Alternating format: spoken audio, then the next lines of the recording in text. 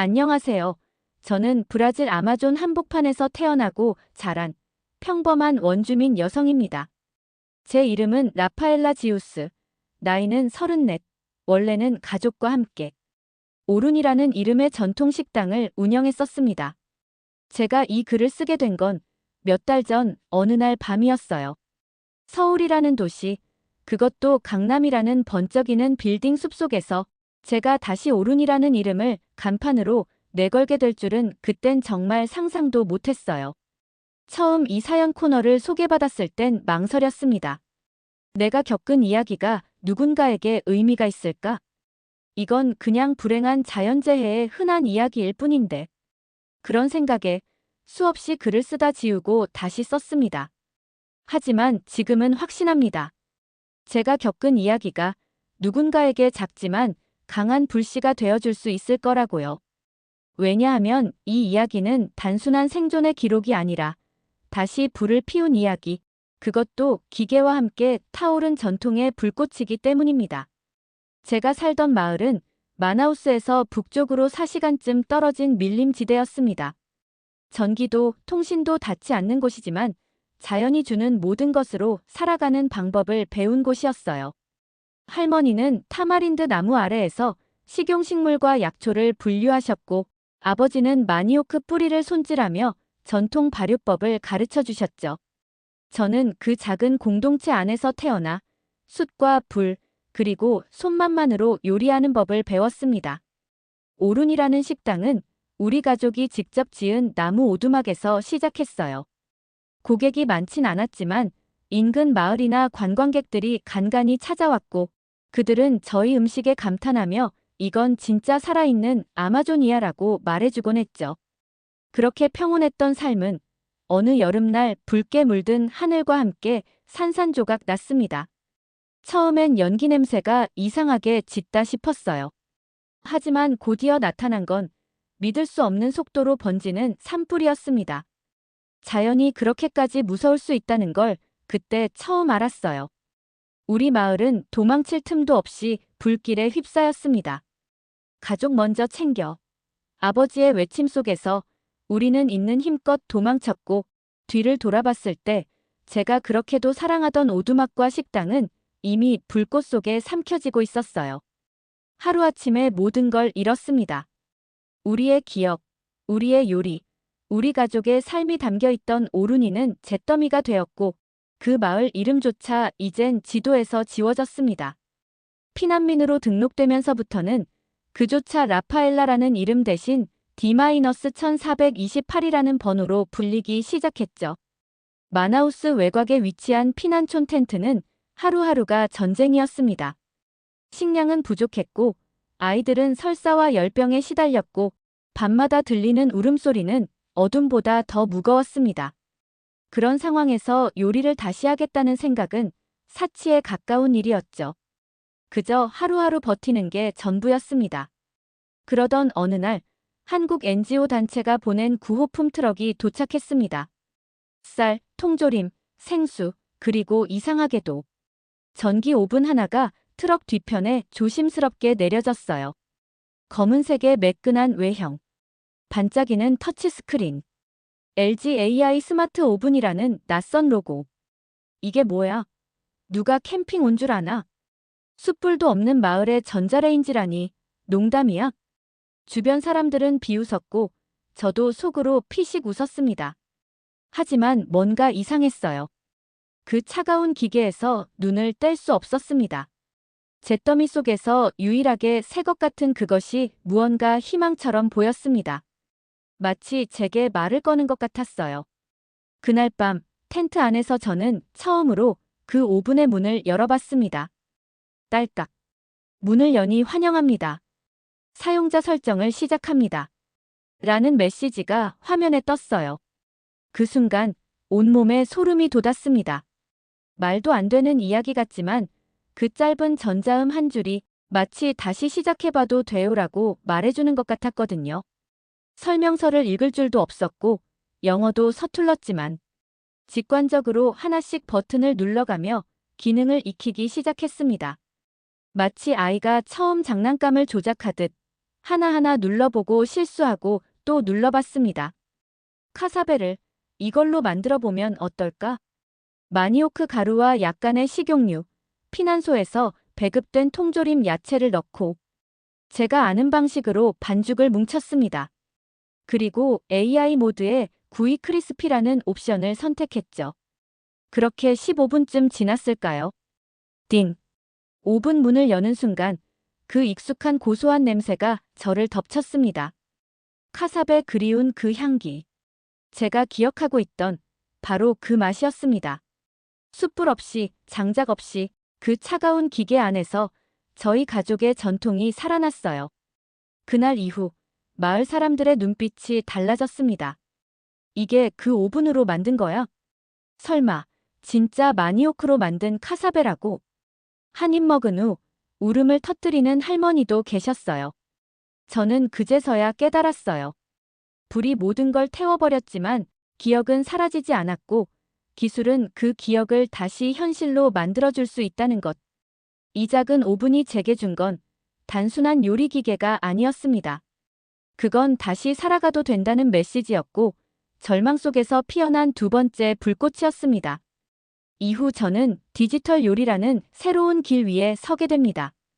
그리고 그 길 끝에서 한국이라는 나라와 기적처럼 연결되게 될 줄은 그땐 정말 꿈에도 몰랐습니다.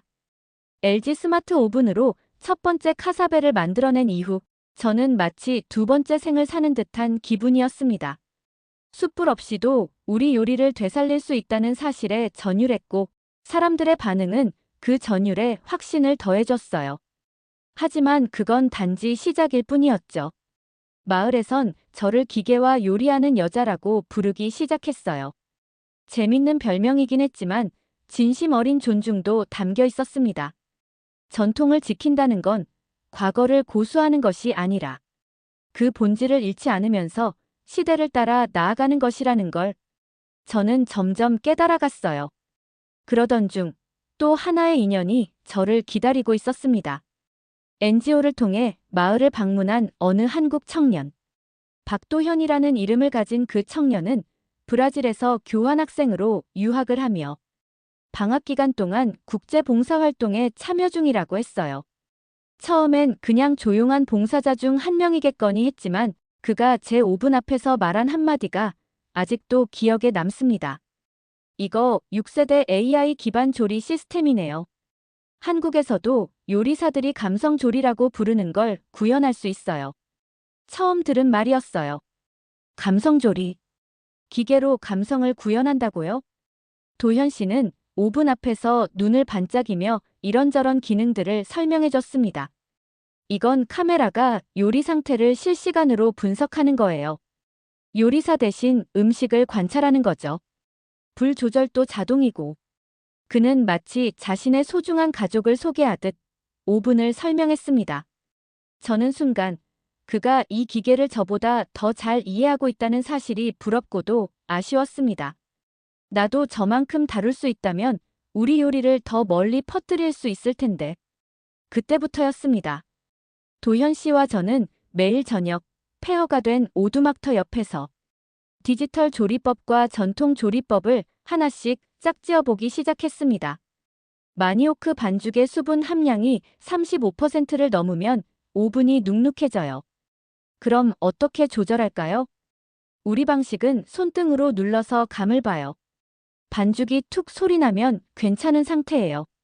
이런 식으로 우리는 서로의 언어를 공유하며 기술과 전통의 언어를 하나로 번역해가는 과정을 거쳤습니다. 처음엔 속도도 느렸고 오류도 많았지만 서서히 오븐은 우리 가족의 또 다른 손처럼 움직이기 시작했어요.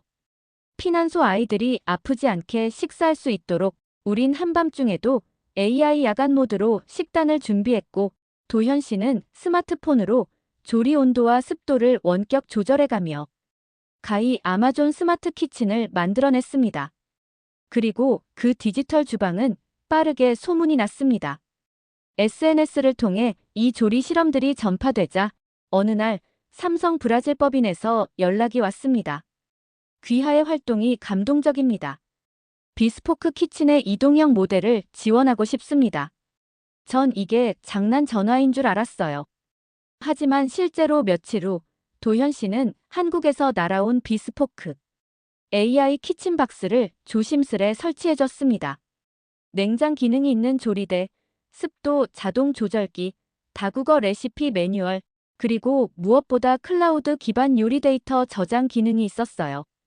이건 라파엘라 씨의 요리를 세상과 공유할 수 있다는 뜻이에요. 그 레시피가 이제는 AI로 기록될 수 있다는 거죠. 순간 저는 울컥했습니다. 잃어버린 마을의 기억, 할머니가 귓속말로 알려주던 발효 시간, 아버지가 손바닥으로 알려준 불의 세기. 이 모든 것을 다시 세상에 꺼낼 수 있다는 사실이 제 존재의 이유를 다시 심어주는 것 같았어요. 우리는 매일 밤 한 가지 요리를 정하고 그에 맞는 온도, 습도, 시간, 질감을 데이터화했습니다. 그리고 그 데이터를 클라우드에 업로드하며 아마존 디지털 요리 유산이라는 이름의 작은 프로젝트를 시작했습니다. 사람들은 처음엔 왜 기계로 전통 요리를 해? 라고 물었지만 우리는 이렇게 답했어요. 전통은 형태가 아니라 정신입니다. 수치든 오븐이든 그 정신만 살아있다면 요리는 계속 숨을 쉬어요. 그렇게 시간이 흐르며 저는 점점 더 셰프가 아닌 연결자가 되어갔습니다. 숯과 실리콘, 불과 코드, 정글과 도시를 잇는 그 길 위에서 제 삶은 완전히 다른 궤도에 오르기 시작했어요. 그리고 바로 그때 또 하나의 운명 같은 전화가 걸려왔습니다. SABOROSA 프로그램 제작진입니다. 브라질 최고 요리 경연에 참가해 주시겠습니까? 그 순간 제 손에 들려있던 마니오크 반죽이 바닥에 떨어졌어요. 제가 그 무대에 설 수 있을까요? 사보로사요? 처음 전화를 받았을 때 저는 믿을 수가 없었어요. 브라질 전역에서 수천 명의 요리사들이 지원하고 오직 단 8명만이 본선 무대에 오를 수 있다는 브라질 최고 권위의 요리 경연 프로그램 사보로사 SABOROSA. 그 무대에 그것도 피난촌에서 오븐 하나로 요리하던 제가 AI 오븐으로 만든 카사베 영상 보셨죠? 그거 입소문 나서 지금까지 120만 뷰를 넘겼어요.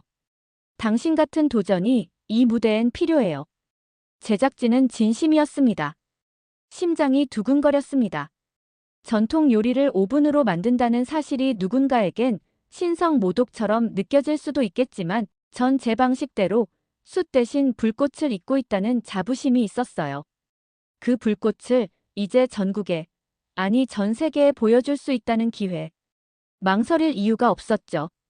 문제는 첫 위기가 그리 멀지 않았다는 거예요. 경연이 열리는 리우데자네이루 방송국은 유리 건물로 된 거대한 촬영 세트장이었어요. 들어서는 순간 숨이 턱 막힐 만큼 낯설고 제게 익숙한 정글의 습기와 흙냄새는 어디에도 없었습니다. 다른 참가자들은 미슐랭 스타 셰프, 고급 레스토랑 오너, 해외 유학파 요리사들. 그들 모두는 반짝이는 유니폼과 최첨단 장비를 가져왔고 제가 오븐 하나와 손수 만든 소스통을 꺼내자 웃으며 수군거리기 시작했어요. 설마 저게 LG 오븐 아니야? 우리 집에 있는 그거. 그냥 밥 데우는 건데. 웃음은 참을 수 있었어요. 그보다 더 뼈아픈 건 심사위원들의 첫 평가였습니다. 디지털 조리는 흥미롭긴 합니다만 전통 요리는 불맛과 불규칙성이 주는 감동이 있어야 하거든요. 다른 말로 하면 기계는 절대 감정을 못 만든다는 선언이었죠. 하지만 포기할 순 없었습니다. 전 알고 있었어요. 숯 없이도 그 맛을 살릴 수 있다는 걸. 예선전에서 저는 아사히 바베큐 소스를 곁들인 마니오크 스테이크를 선보였습니다. AI가 자동으로 조리 시간을 맞춰주고 도현 씨가 알려준 열풍 스캔 기능으로 중심 온도까지 정확히 잡아냈죠. 심사위원 중 한 명이 조용히 물었습니다. 이건 불에 구운 맛인데 숯을 썼나요? 아니요. AI 오븐으로 조리했습니다. 숯의 향은 제가 직접 말린 마나우스산 나무 껍질을 그을려 만든 디지털 훈연 필터로 구현했어요. 그의 눈이 휘둥그레졌어요. 디지털 훈연. 예선전 후반 관객의 표정이 바뀌기 시작했습니다. 그리고 전 놀랍게도 최고 점수로 본선 진출을 확정지었어요. 하지만 두 번째 위기는 훨씬 더 잔인하게 찾아왔습니다. 본선 무대 전날 연습 중이던 제 5분이 정지된 거예요. 시스템 오류. AI 모듈 리셋 중. 순간 눈앞이 새하얘졌어요. 예비 기계도 없었고 기술팀은 본선까지 시간이 너무 촉박하다며 대회 포기를 권유했습니다. 그날 밤 저는 경연장 뒤편에서 멍하니 앉아 있었습니다. 그리고 그때 그 사람이 등장했어요. 도현 씨. 라파엘라 씨, 리우로 오는 비행기. 12시간 동안 5분 수리법만 복습했어요. 그는 웃으며 가방에서 작은 공구 세트를 꺼냈고 1시간도 안 되어 제 5분은 다시 숨을 쉬기 시작했어요. 왜 이렇게까지 해요? 숯불은 꺼질 수 있지만 당신의 열정은 아직 식지 않았잖아요. 그날 밤 우리는 함께 본선 메뉴를 다시 짰습니다. 제목은 아마존 혼합 요리. 전통 방식의 양념을 AI 오븐으로 조리하고 마지막엔 브라질 커피 나무잎으로 만든 디지털 스팀을 입히는 방식이었죠. 본선 무대, 조명이 저를 향해 쏟아졌고 제 두 손엔 마니오크 반죽과 말린 고추 소스가 들려 있었습니다. 그런데 갑자기 경련처럼 손이 떨리기 시작했어요. 화재 당시 불길 속에서 뛰어다닌 기억이 떠올랐고 5분의 문이 열리는 순간 그 불빛이 과거의 트라우마처럼 몰려왔죠. 심장은 미친 듯이 뛰고 눈앞이 흐려졌습니다. 이걸 못하면 다시 돌아갈 수 없어. 그때 들린 한마디. 라파엘라, 내 요리는 내가 만든 게 아니야. 그건 할머니, 아버지, 마을 전체가 너를 통해 만든 거야. 도현 씨였습니다. 저는 눈을 감고 다시 한번 5분의 스타트 버튼을 눌렀습니다. 그리고 27분 뒤. 띵. 5분이 완성된 요리를 알렸고 그 안에는 제가 평생 걸어온 시간들이 담겨 있었습니다. 심사위원이 한 입 베어 물었을 때 그는 말이 없었습니다. 곧이어 입꼬리를 올리고 이건 지금까지 내가 먹은 요리 중 가장 사람의 온기가 느껴지는 음식이군요. 관객들이 기립했고 카메라는 제 얼굴을 비췄습니다. 저는 말없이 고개를 숙였고 눈물은 조리 장갑을 타고 흘러내렸습니다. 숯이 아니어도 불꽃은 피어난다는 것. 기계도 사람의 기억을 담을 수 있다는 것. 그걸 증명한 무대였어요. 하지만 제 여정은 거기서 끝이 아니었습니다. 바로 그 순간 저는 우승보다 더 놀라운 제안을 받게 되었어요. 사보로사에서 우승한 다음 날 제 이름은 아마존을 넘어 전 세계에 퍼졌습니다. CNN, BBC, 한국의 KBS까지 수많은 방송에서 저를 이렇게 불렀어요. 디지털 선주민 셰프, 라파엘라 지우스. 처음 그 말을 들었을 땐 솔직히 어색했어요. 디지털이란 단어는 제게 너무 먼 것이었고 선주민이라는 단어는 오히려 저를 과거에만 묶어두는 말 같기도 했어요. 하지만 하루 이틀 사람들의 반응을 보며 마음이 바뀌기 시작했어요. 그들은 디지털 선주민이라는 단어에 놀라움과 존경을 담아 불렀고 무엇보다 우리 조상들이 남긴 요리법을 기계로 기록했다는 사실에 경외감을 느끼고 있었죠. 그때 저는 확신하게 되었습니다. 내가 진짜 해야 할 일은 요리를 하는 것이 아니라 기억을 지키는 것이다. 우승 이후 수많은 제안이 쏟아졌어요. TV 출연, 해외 셰프 협업, 요리책 출판, 고급 레스토랑 입점까지. 하지만 제 선택은 단 하나였습니다. 한국. 바로 그곳, 도현 씨가 알려줬던 나라. AI 오븐을 처음 만든 기술의 땅.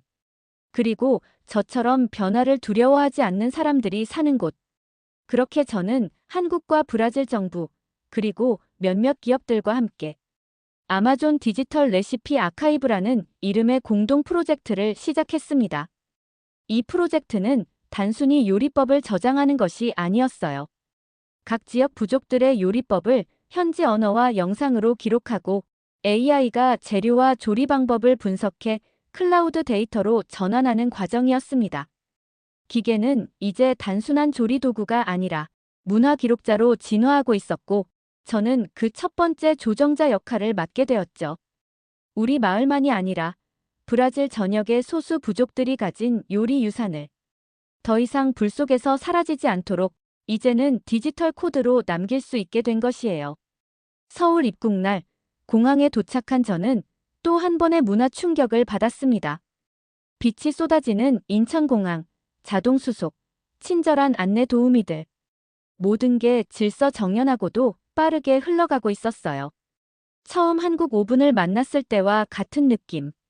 이 세상은 내가 알던 세상과는 다르구나. 하지만 다르다고 두려워할 이유는 없었어요. 왜냐하면 전 이미 두 세계를 잇는 다리 위에 서 있는 사람이었으니까요. 6개월 후 드디어 강남 도심 한복판에 오루니 코리아가 문을 열게 되었습니다. 외관은 전통 아마존 오두막을 현대식으로 재해석했고 내부 주방은 전부 LG와 삼성의 최첨단 스마트 키친 시스템으로 구성했어요. 그리고 무엇보다 감격스러웠던 건 오픈 당일 아침 오븐 문을 열었을 때 퍼져나온 바로 그 향기. 그건 분명 제가 어릴 적 할머니가 숯불에서 구워주시던 첫 번째 카사베의 향기였어요. 그 순간 저는 더 이상 참을 수 없었습니다. 카메라 앞이든 고객이든 상관없었어요. 조리장 한복판에서 저는 소리 없이 눈물을 흘렸습니다. 우리 가족, 우리 마을, 그리고 그 불길 속에서도 꺼지지 않았던 요리의 기억들이 이제 다시 살아나고 있다는 사실에 그 눈물은 슬픔이 아니라 완성된 삶에 대한 감사였습니다. 사연의 끝에서 제가 여러분께 드리고 싶은 말은 하나입니다. 기술은 차갑지 않아요. 기계도 차갑지 않아요. 그 안에 우리가 담는 의지와 기억이 있다면 그것은 다시 불꽃이 됩니다. 전통을 지킨다는 건 과거에 머무는 것이 아니라 그 정신을 끌어안고 미래로 가는 것. 숯불을 잃었을 때 저는 끝났다고 생각했지만 이젠 압니다. 불은 언제든 다시 피울 수 있어요. 심지어 그게 실리콘 위에서라도. 이 사연을 읽고 계신 여러분, 혹시 여러분 안에 꺼져가는 불꽃이 있다면 부디 이 이야기가 작은 성냥불이 되었으면 합니다. 그리고 혹시 서울에 오신다면 강남 오루니 코리아에 들러주세요. 제가 그 자리에서 여러분만을 위한 디지털 숯불 요리 한 접시를 준비해 드릴게요. 감사합니다. 여러분은 어떻게 생각하시나요? 전통과 기술, 이 둘은 함께 할 수 없다고 느끼셨나요? 아니면 라파엘라처럼 새로운 방식으로 기억을 이어가는 것이 더 감동적이라고 생각하시나요? 댓글로 여러분의 생각을 꼭 들려주세요.